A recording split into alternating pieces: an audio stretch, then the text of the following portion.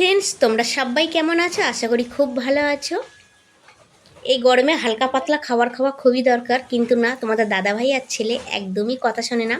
ওদেরকে রোজ মাছ মাংস দিলে খুবই ভালো হয়। তাই তোমাদের দাদাভাই সকাল সকাল মাংস নিয়ে পাঠিয়ে দিয়েছে। তাই চলো ছোট্ট একটা রেসিপি তোমাদের সঙ্গে একটু শেয়ার করি আমি কী করে মাংস করি। কড়াটা খুব ভালোভাবে গরম করে, তেলটাও খুব ভালোভাবে গরম করে নিয়েছি। তারপরে আলুগুলো ছেড়ে দিলাম।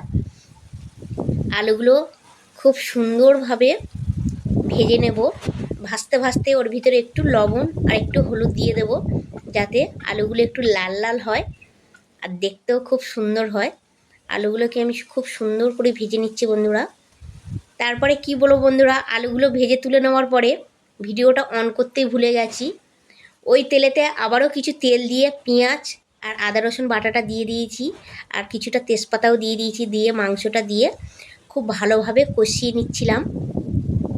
অনেকক্ষণ ধরে কষানোর পরে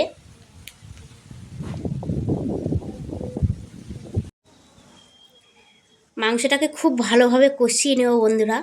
এর মাঝে আমি কিছু কথা তোমাদের সঙ্গে একটু শেয়ার করতে চাই। আমার আগের ব্লগ ভিডিওতে তোমরা অনেক অনেক ভালোবাসা দিয়েছো, খুব সুন্দর সুন্দর কমেন্ট করেছে। সেই কমেন্টগুলো একটু তুলে ধরতে চাই বন্ধুরা। আমার কিছু প্রিয় বোন আছে, যেমন আমার পরিবার দিদিভাই লিখেছে, খুব ভালো লাগে তোমার ভিডিওটা, অসংখ্য ধন্যবাদ দিদিভাই। তারপরে রুমা মণ্ডল লিখেছে, শুভ দুপুর দিদিভাই, খুব সুন্দর রেসিপি দিদিভাই, অসংখ্য ধন্যবাদ বোন। আচ্ছা, টুকু বোন লিখেছে, খুব সুন্দর রেসিপি দিদিভাই, অসংখ্য ধন্যবাদ বোন। রাইমা মণ্ডল, আমার খুব প্রিয় একটা বোন, লিখেছে, শুভ দুপুরের অনেক শুভেচ্ছা রইল, খুব সুন্দর রান্নাবান্না হয়েছে, অনেক অনেক শুভকামনা রইল দিদিভাই। আচ্ছা, মৌসুমি বোন লিখেছে, খুব খুব সুন্দর হয়েছে প্রিয় দিদিভাই আমার।